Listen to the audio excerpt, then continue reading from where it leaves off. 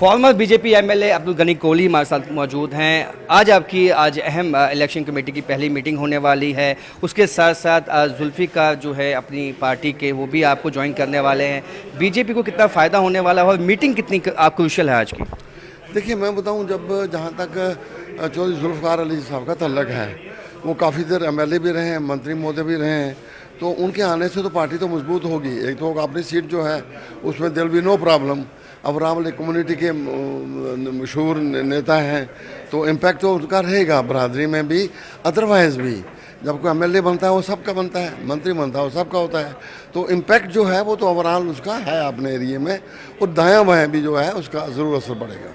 इस दफ़ा क्योंकि आप उस खित्ते से आते हैं और इस दफ़ा जिस तरह से पुंछ के कुछ इलाके और जो अनंतनाग सीट के साथ थे लोकसभा में, उससे आपको लगता है लोगों में गुस्सा है, या आपको लगता है कि लोग खुश हैं और जो आपका जो परफॉर्मेंस है अच्छा हो सकता है? नहीं, एक मैं बताऊँ आपको, इट्स वेरी मच क्लियर कि अगर एमपी को वहाँ से वोट मिले हैं पूरे हमारे पीर पंजाल से, रजौरी पुंछ के एरिए से, लेकिन उसका ये मतलब नहीं है कि असम्बली में भी उनको मिलेंगे, नॉट एट ऑल। जैसे आपके सामने दिल्ली की मिसाल है, दिल्ली में सब जो एमपीज़ हैं वो भारतीय जनता पार्टी के हैं, एमएलए जो हैं वो अपनी पार्टी के हैं, ठीक है ना।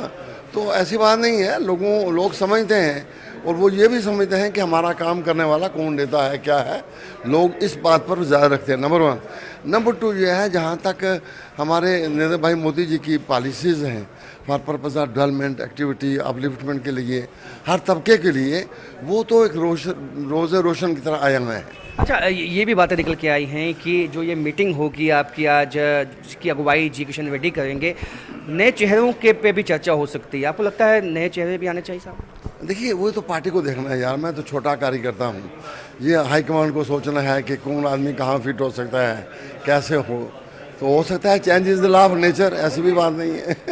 तो आपको लगता है कश्मीर घाटी में भी बीजेपी का अब जो इम्पैक्ट है वो कुछ बड़ा है पिछले श्योर, बिल्कुल बड़ा है, बिल्कुल बड़ा है। हमारे प्रेसिडेंट ने भी कहा है परसों कि हमारा इतना वहाँ इम्पैक्ट हुआ है भारतीय जनता पार्टी का कश्मीर में, और वो गए हैं, वो लोगों से मिले हैं। कितनी सीटें प्रोडिक्ट करती है बीजेपी अपनी कश्मीर घाटी में? देखिए, हमारा प्रेसिडेंट तो कहता है वी विल क्रॉस 50।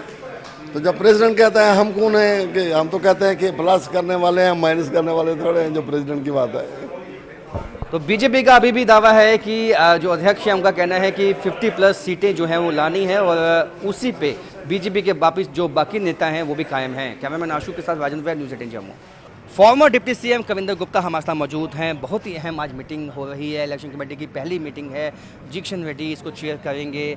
आपको क्या लगता है कि जिस तरह का मैनिफेस्टो कमेटी ने जब सजेशंस मांगी, सजेशंस भी काफ़ी आई हैं, कहाँ देखती है बीजेपी अपने आप को? देखिए, भारतीय जनता पार्टी जो ये इलेक्शन लड़ रही है, हम सरकार बनाने के लिए इलेक्शन लड़ रहे हैं, जीतने के लिए इलेक्शन लड़ रहे हैं, हर स्टेट में इसी प्रकार से लड़ते हैं। भारतीय जनता पार्टी का ग्राफ लगातार बढ़ रहा है।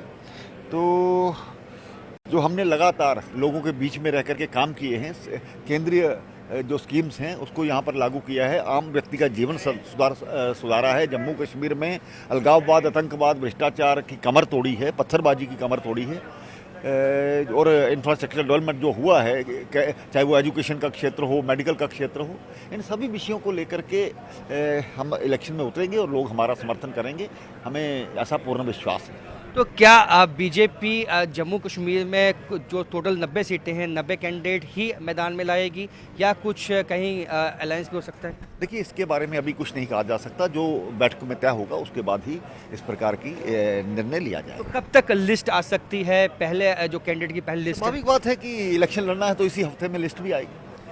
तो पहले से ही आपने जैसे कहा था कि हमारी जो तैयारी है वो हो चुकी है, और ऐसे में क्या चुनौतियां देखते हैं? क्योंकि कांग्रेस पार्टी का ये कहना है कि इस दफ़ा जो है, क्योंकि लोकसभा में इनका वोट परसेंटेज कम हुआ है, तो काफ़ी वो भी उत्साहित हैं अपनी जीत को लेकर। देखिए, पिछले हम 2 लोकसभा लड़े थे, 36 सीटें थी उसमें विधानसभा की, 29 पर हमने जीता है। इस बार और बढ़िया तरीके से लड़ेंगे और बढ़िया तरीके से जीतेंगे। कांग्रेस का सुपड़ा साफ होगा। कांग्रेस का सुपड़ा जो है वो साफ हो जाएगा, ये कहना है farmer deputy CM Kavinder Gupta का, और जो पहली लिस्ट है वो इसी हफ्ते आ सकती है।